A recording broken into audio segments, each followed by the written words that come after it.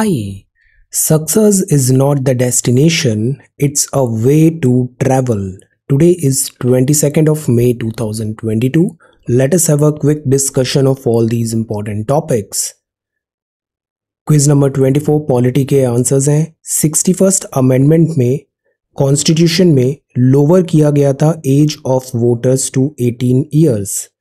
Constitution amendment bill होता है, इसको सेपरेटली पास करना होता है each house by the special majority. 4 राज्यों में अगर वो स्टेट पार्टी है, कोई भी पॉलिटिकल पार्टी, तो उसको नेशनल पार्टी का स्टेटस मिल सकता है।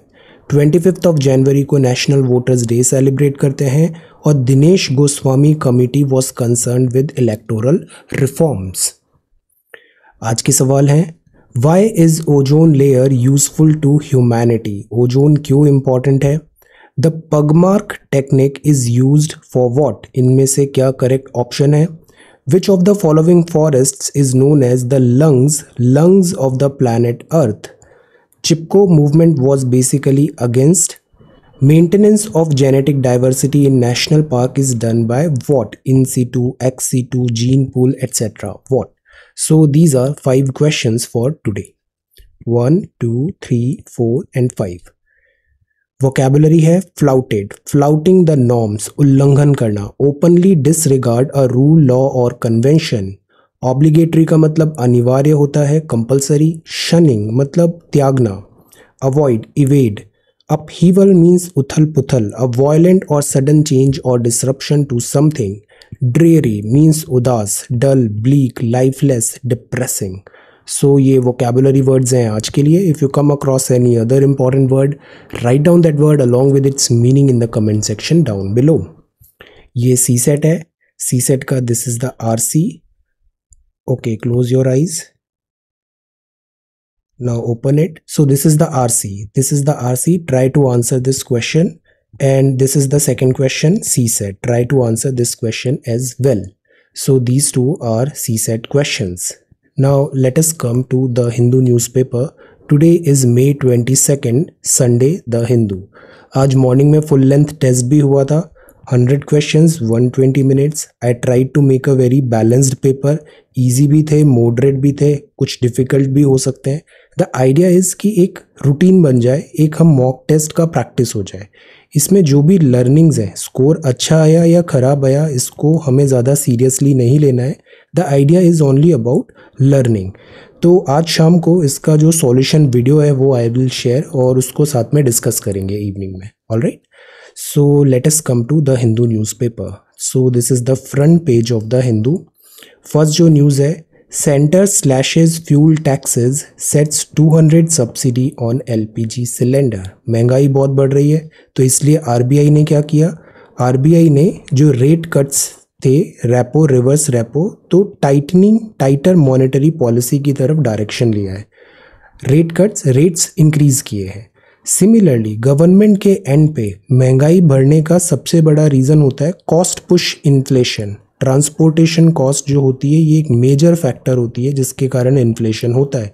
ट्रांसपोर्टेशन कॉस्ट क्यों बढ़ती है? बिकॉज डीजल, पेट्रोल, एलपीजी, ये सब फ्यूल जो होता है इसका प्राइस बढ़ गया।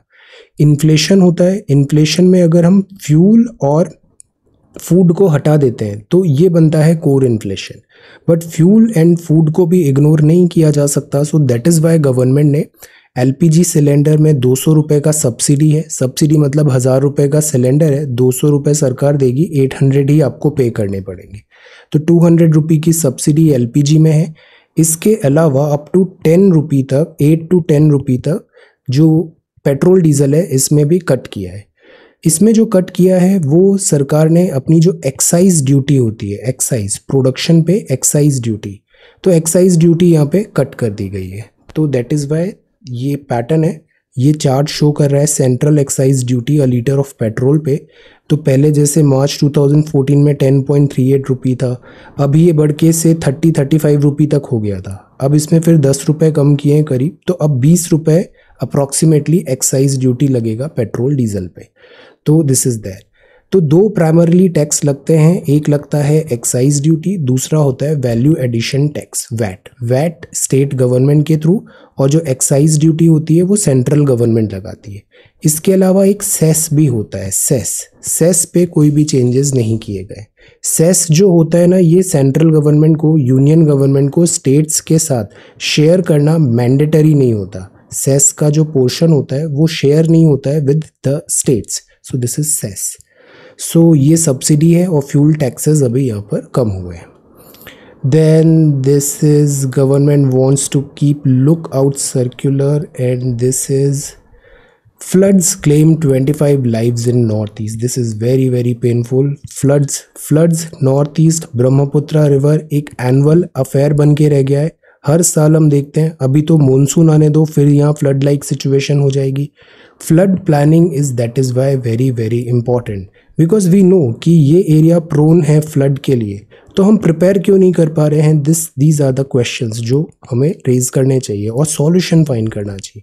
डिज़ास्टर जो होता है अगर उसको हम अवॉइड नहीं कर सकते तो we should focus on disaster planning disaster mitigation. So this is flood. So this is the front page of the Hindu. Second page में this is slight relief from heat, light rain expected. कुछ relief मिल रहा है north India में, थोड़ा बारिश के कारण टेम्परेचर कम होगा। So this is this page. अब Jammu and Kashmir tunnel collapse, this is again a painful news. This is ये यहाँ पर वर्कर्स जो थे, टनल यहाँ पे कोलैप्स हो गया, disaster once again. Then when a nip and tuck goes awry, then this is जज who don various caps retire. आप हैं जस्टिस एल नागेश्वर राव, अभी काफ़ी न्यूज़ में थे, दिस सुप्रीम कोर्ट जज। आप लॉयर का रोल भी प्ले किया है एक फिल्म में, सो अभी रिटायरमेंट हुआ है। जब जजेस का रिटायरमेंट होता है, सुप्रीम कोर्ट के जजेस का रिटायरमेंट होता है, तो इनकी जो पेंशन है वो कहाँ से ड्रॉ होती है, सिमिलरली अगर हाई कोर्ट के जजेस का सैलरी तो राज्य स्तर पे होता है, but when it comes to pension, तो पेंशन कहाँ से ड्रॉ होती है, answer. Then new species of snake found in Meghalaya. अब ये जो मेघालय नॉर्थ ईस्ट है, बायोडाइवर्सिटी बहुत है, सो ये एक नई स्पीशीज मिली है स्नेक, ये पॉइजनस है, तो इसका नाम है मायास पिट वाइपर। सो ये स्पीशीज मिली है Meghalaya. Then Delhi's historic mosque can only talks can end war. Ukraine बोल रहा है कि केवल टॉक्स डायलॉग्स ही सॉल्यूशन है this ongoing conflict Russia and this Ukraine का। मीनवाइल जो फिनलैंड है वो भी नेटो ज्वाइन करना चाहता है, रशिया ने उसकी गैस सप्लाई कट कर दी। Look at the number, Biden signs $40 billion aid bill for Ukraine's war effort. 40 billion का यहाँ पे बिल साइन हुआ है for Ukraine. This is huge, this is even bigger than Afghanistan, Iraq, इन सब से ये काफ़ी बड़ा बिल है दिस $40 बिलियन का। South Korea and US open to expanded drills and Sri Lanka lift state of emergency, normalcy restore होना चाहिए यहाँ पे। Then this is science and technology. First जो है वो है India registers success with BP treatment and control. This is very important. Blood pressure, sedentary lifestyle होती है, फिजिकल एक्टिविटी ज़्यादा नहीं होती, तो अक्सर आजकल ऐसा देखने में आ रहा है, स्क्रीन टाइम ज़्यादा है, स्ट्रेस ज़्यादा है, फिजिकल एक्टिविटी नहीं है, डाइटरी पैटर्न सही नहीं होता है, तो इवन यंगस्टर्स में भी ब्लड प्रेशर का डिफ़िकल्टी नज़र आ रहा है। सो इंडिया में हाइपरटेंशन कंट्रोल इनिशिएटिव हुआ था 2018 में, तो इसके कुछ अभी टेंजिबल रिजल्ट्स मिल रहे हैं कि ब्लड प्रेशर को कुछ हद तक कंट्रोल किया जा रहा है। दो चीज़ होता है, जैसे FSSAI का भी एक कैंपेन था, एक है सॉल्ट, दूसरा है शुगर। जो सॉल्ट होता है, सोडियम, ये प्राइमरली रीज़न होता है हाई ब्लड प्रेशर का, तो सॉल्ट कम होना चाहिए डाइट में।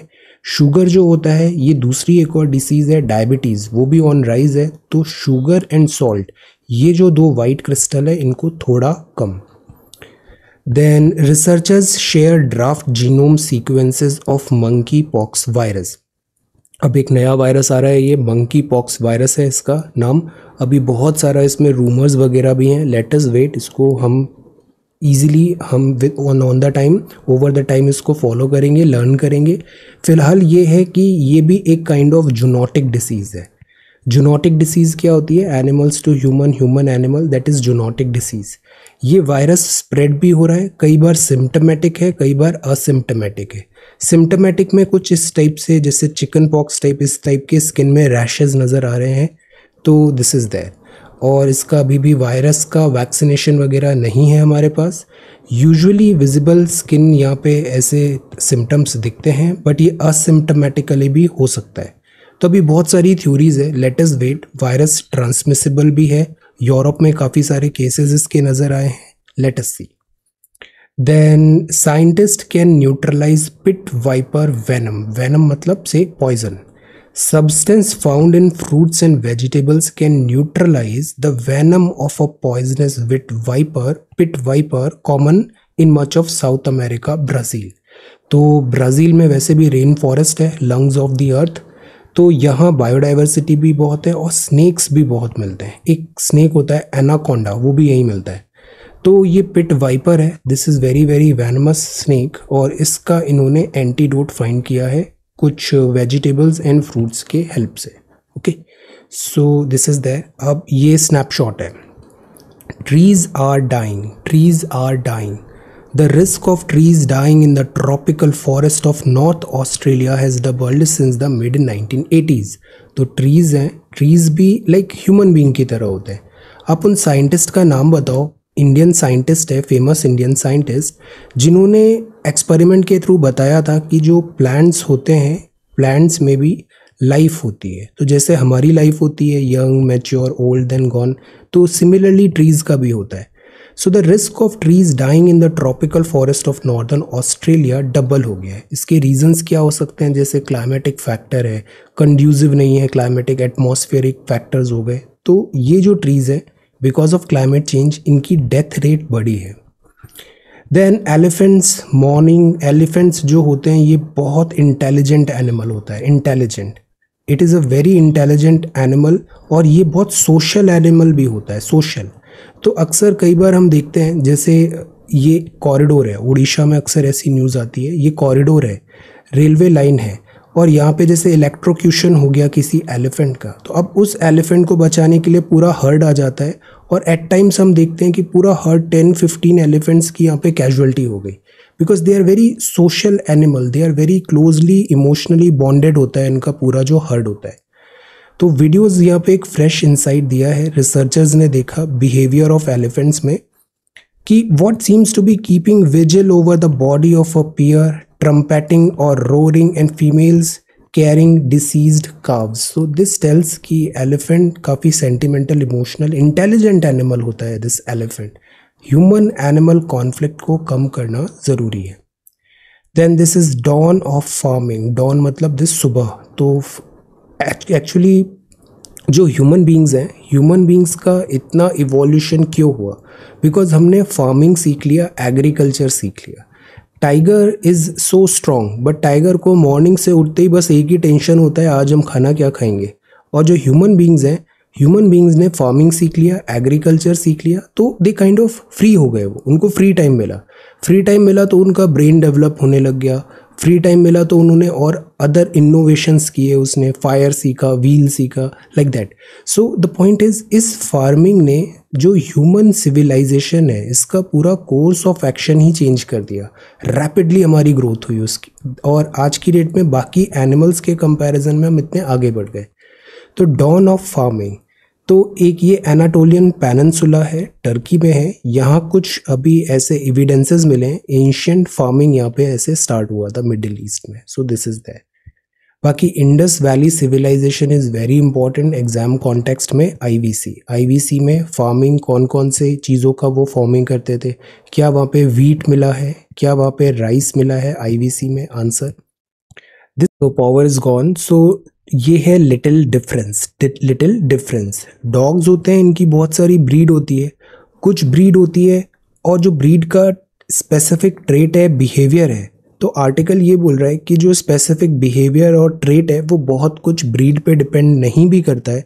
जिस टाइप की अपब्रिंगिंग उस डॉग को मिला है, एटमॉस्फेयर मिला है, उसके अकॉर्डिंग डॉग का बिहेवियर नज़र आता है। Then this is why pangolins may not be the intermediate host. Again ये एक थ्योरी है corona virus, COVID corona virus family. Corona virus family में ये देखा गया कि pangolin corona virus produced moderate disease in hamsters and was less virulent, less deadly था। तो this is pangolin corona virus and SARS CoV 2। अब ये जो पैंगोलिन है ना, this is very important species. Pangolin का एक तो स्मगलिंग बहुत ज़्यादा एक इशू है, poaching, smuggling and poaching. Indian जो पैंगोलिन है ये IUCN की लिस्ट में किस कैटेगरी में आता है? रेड लिस्ट जो है उसमें क्रिटिकली एंडेंजर्ड है what? This is pangolin. Then this is the mantle core boundary uniform in nature. इसका एक बहुत अच्छा डायग्राम है, मैंने इसको GS रिवीजन क्लास में भी बताया था, अभी मैं टेलीग्राम पे भी शेयर कर दूंगा। ये जितनी टाइप की डिसकंटिन्यूटी है ना, एक्चुअली अर्थ हमारा ऐसा है, अर्थ को हम जैसे अनियन होता है ना, ऐसे लेयर्स में अर्थ बना हुआ है। तो एक लेयर जैसे ऊपर सबसे बाहर की है, इसको हमने बोला क्रस्ट, फिर एक और लेयर आती है मेंटल, फिर एक और सबसे इनर मोस्ट लेयर है कोर। इन बाउंड्रीज में, इन डिफरेंट लेयर्स में जो बाउंड्रीज होती है, बिकॉज डेंसिटी चेंज हो रही है, एक डिफरेंट बाउंड्री हो रही है, तो उसमें ये डिफरेंट टाइप ऑफ हमें दिस बाउंड्रीज नजर आती है। जैसे मोहरोविकिक डिसकंटिन्यूटी है, रैपिटी डिसकंटिन्यूटी है, गुटनबर्ग डिसकंटिन्यूटी है, लाइक दैट। मैं ये डायग्राम फिर से अभी शेयर कर रहा हूँ टेलीग्राम पे, इसको एक बार अच्छे से देखना, सारा उसमें बहुत अच्छे से एक्सप्लेन्ड है कि विच डिसकंटिन्यूटी इज वेयर। जैसे क्रस्ट है ना, क्रस्ट में भी इनर क्रस्ट आउटर क्रस्ट होगा, मेंटल में इनर मेंटल आउटर मेंटल होगा, इनर मेंटल आउटर, कोर में भी लाइक दैट। तो this is important, mantle core boundary uniform in nature. तो कैम्ब्रिज यूनिवर्सिटी ने रॉक का स्टडी से ये देखा गया, हवाईयन आइलैंड्स में भी देखा, earthquake waves slow to crawl as they pass through them. अब ये क्या रीज़न हुआ? अर्थक्वेक जहाँ से जनरेट होता है वहाँ से सेस्मिसिटी आती है, सेस्मिसिटी में प्राइमरी वेव्स होती है, सेकेंडरी वेव्स होती है। अब ये जो वेव्स होती है ये ट्रैवल किस तरीके से कर रही है? जैसे प्राइमरी वेव्स है, ये सॉलिड लिक्विड दोनों में ट्रैवल करेगी। प्राइमरी वेव की जो स्पीड है वो डिपेंडेंट होती है उसकी डेंसिटी में, डेंसिटी ऑफ मीडियम। सो अगर डेंसिटी डिफरेंट है तो दैट इज वाई अगर हमने देखते हैं तो ये कि 105 डिग्री से दिस 145 टू 105 इसके बीच में एक शेडो जोन बन जाता है, बिकॉज जो आउटर कोर है वो लिक्विड है और प्राइमरी वेव्स यहाँ पे थोड़ा बेंड हो जाती है। सो इस स्टडी को यहाँ पे इन्होंने देखा। तो अर्थ का interior is like a onion, centre sits the iron nickel core.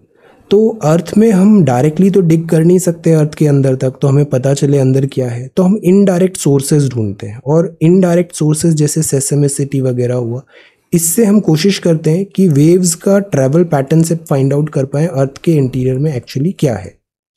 तो this is hot, seismic waves से, एको से हम डीप इंटीरियर फाइंड आउट करते हैं और इसकी मॉडलिंग से यहाँ पे ये डिसाइड करते हैं। Okay, so this is science and technology. FAQ में जो फर्स्ट FAQ है वो है होल्स इन बायोडाइवर्सिटी बिल। अभी एक बिल आया है, biological diversity amendment bill 2021। This is a bill, अभी ये एक्ट नहीं बना है, दिस इज अ बिल। तो ये जो बिल अभी आया, टेबल हुआ दिसंबर में, तो इसमें राज्यसभा MP ने यहाँ पे इस पे क्रिटिसिज्म भी हुआ है, एनवायरमेंटल एक्टिविस्ट ने भी इसमें बताया क्या डिफिकल्टी है, क्योंकि ये बिल अभी रिव्यू हो रहा है जॉइंट पार्लियामेंट्री कमेटी के थ्रू।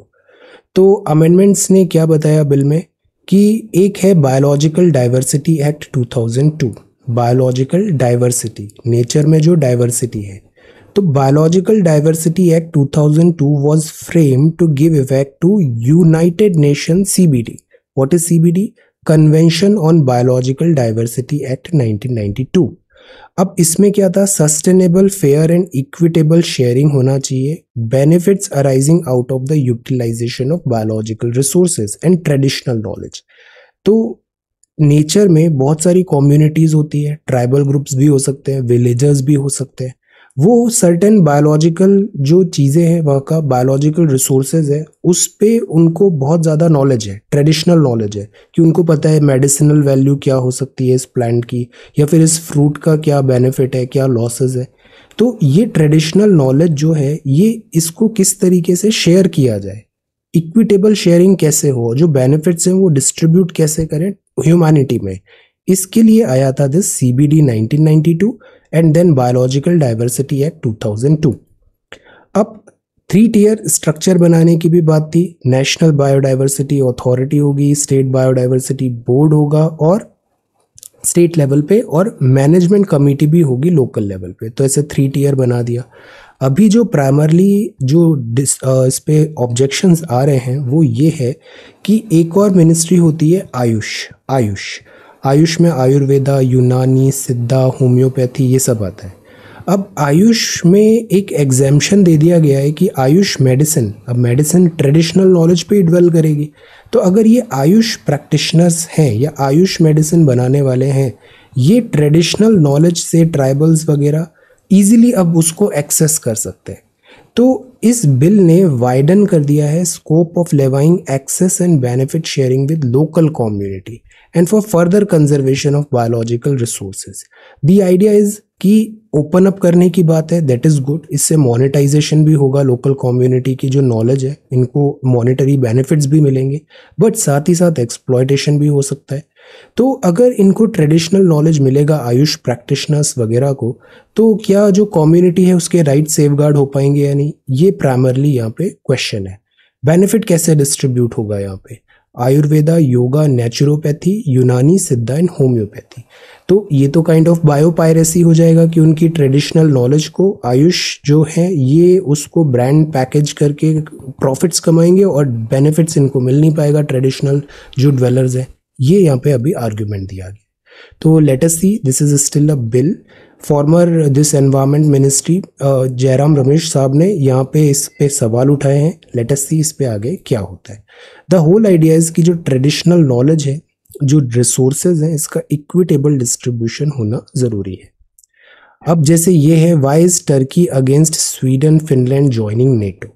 नेटो क्या है, एक मिलिट्री ग्रुप है। नेटो एक मिलिट्री ग्रुप है। 1949 में बना था ये, 1949, बिकॉज 1945 के बाद एक था यूएसएसआर और दूसरा था यूएसए, दोनों के बीच में दिस कोल्ड वॉर हुआ। कोल्ड वॉर मतलब एक्चुअल में नहीं लड़ रहे हैं, बस on the verge of fighting है, ब्रिंक्समैनशिप है। एक्चुअली नहीं लड़ेंगे, वो थर्ड कंट्री में जाके लड़ेंगे, जैसे अभी यूक्रेन में लड़ रहे हैं। सो दिस इज नेटो।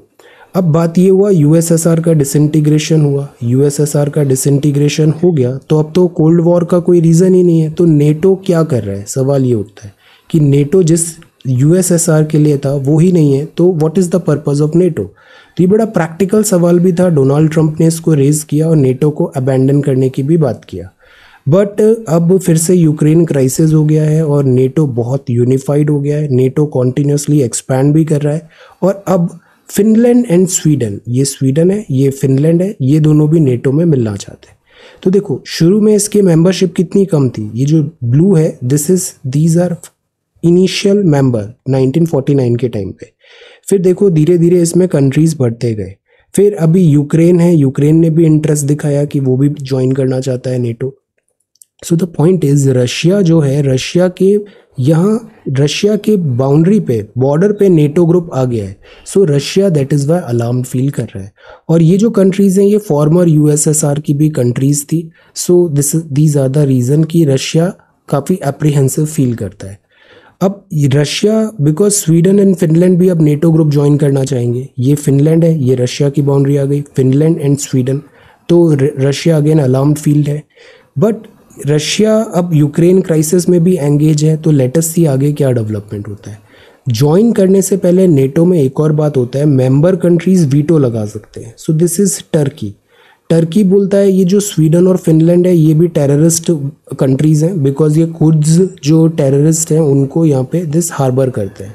तो टर्की के दिस आर्दोगन जो वहाँ के प्रेसिडेंट है, उन्होंने क्लियर कट वर्ड्स में कहा है कि वो स्वीडन और फिनलैंड को नेटो ज्वाइन करने नहीं देंगे। तो this is also one argument. Let us see अब यहाँ पे क्या डेवलपमेंट होता है। तो ये है नेटो स्वीडन एंड फिनलैंड जो है वो नेटो ग्रुप ज्वाइन करना चाहते हैं। जर्मन रीयूनिफिकेशन हुआ था 1990 में। नेटो में 3 ईस्ट यूरोपियन कंट्री, चेक रिपब्लिक, हंगरी एंड पोलैंड, ये बने 1999 में नेटो के पार्ट। 2004 में 7 कंट्रीज़ ने और ज्वाइन किया, बाल्टिक, एस्टोनिया, लाटविया, लिथुआनिया, ये सब बॉर्डर करते थे शेयर करते थे रशिया से। 2008 में जॉर्जिया एंड यूक्रेन ने भी नेटो ज्वाइन करने की बात किया। तो रशिया ने फिर यहाँ पे एक्शन लिया, यहाँ पे थोड़ा कॉन्फ्लिक्ट भी हुआ था, black sea basin countries. Then इसके बाद अभी ज्वाइन कर रहे हैं Finland and Sweden. So let us see अब आगे ये किस डायरेक्शन में जाता है। तो this is cold war tactics, expansion of NATO military blocks. Then has Kerala changed its stance on NEP? Then this is fall of the last holdout, Russia. Rural food price gains hasten in April, price inflation, fertilizer subsidy. See subsidy कितना है, 1.10 लाख करोड़ का subsidy केवल fertiliser में। Similarly food subsidy भी एक अच्छा खासा portion है। Petroleum fuel subsidy is also one thing, LPG and all, and this is fertiliser. FPI hot money होता है, 35,000 करोड़ रुपए इन्होंने डंप किए इक्विटीज़ में in May so far. India rank second हो सकता है कंस्ट्रक्शन गियर में by 2030, this is really good. Then भेल return to black, posted this much amount of crore this. Then India will soon have EVTO all, that is electric vertical takeoff and landing, electric vertical takeoff and landing। तो ये facility urban air mobility में काफ़ी काम आएगी, because urban जगह में air strip बनाने का इतना काफ़ी स्पेस क्रंच होता है, स्पेस होता नहीं है। तो ये vertical take off and landing हो पाएगा एयरक्राफ्ट का। तो this is there, union minister of civil aviation Jyotiraditya Scindia साहब ने यहाँ पे बताया। So this is EVTO all, EVTOLS, okay. Then vertical takeoff, government tweaks duties to aid steel sector and China +1 Indians के लिए अपॉर्चुनिटी है, ऐसा कहा गया है। Then this is IPL, French Open होने वाला है। ये है सर क्रीक्स फिश बास्केट। ये जो सर क्रीक है ना, ये जैसे हमने पाक बे देखा था, पाक बे दिस टुवर्ड्स श्रीलंका, ये जो एरिया है ये भी बायोडाइवर्सिटी है और फिशेस बहुत है यहाँ पे। तो देखो ये इंडिया है, ये इंडिया का गुजरात है। दिस इज़ कोरी क्रीक, ये कोरी क्रीक है, और दिस इज सर क्रीक, ये रन ऑफ कच्छ है। अब यहाँ पे क्या होता है, ये जो है बॉडी, इसको क्या माना जाए, ये नेविगेबल माना जाए या फिर इसको केवल एक लेक माना जाए जो नॉन नेविगेबल है। इंडिया बोलता है ये नेविगेबल है। नेविगेबल है तो यहाँ पे थालवेज का प्रिंसिपल लगेगा। थालवेज प्रिंसिपल ये बोलता है नेविगेशन का मिडिल पॉइंट निकाल लो और वो हो गया उसका इंटरनेशनल बाउंड्री। तो हम बोलते हैं ये जो डॉट है ना, मिडिल पॉइंट, ये इसकी इंटरनेशनल बाउंड्री है, because this is navigable. Pakistan बोलता है दिस इज़ नॉट नेविगेबल, तो ये इसमें थालवेज नहीं लगेगा। तो पूरा का पूरा जो ये एरिया है ये पूरा पाकिस्तान का है, because this is not a navigable, this water body नहीं है। तो वो इसको एक्चुअल लाइन बताता है। इंडिया बोलता है मिडिल में होना चाहिए और पाकिस्तान पूरा मानता है ऐसे। तो इस बात पे दोनों में डिस्प्यूट्स हैं। अब ये बात तो है, यहाँ पे फिशेस बहुत है, ऑयल रिजर्व्स भी यहाँ पे हो सकते हैं, गैस एंड ऑयल रिजर्व्स। तो दैट इज़ वाई दोनों कंट्रीज़ को अपने पास ज़्यादा से ज़्यादा पोर्शन रखना चाहती है। तो this is Sir Creek issue. तो this is their Sir Creeks fish basket, fisherman. और 22 ऑफ मे है, तो आज international day for biological diversity भी है, और थीम है building a shared future for all life. Okay, so this is the Hindu newspaper Sunday. Thank you so much for watching this video. Take care, study well and be safe.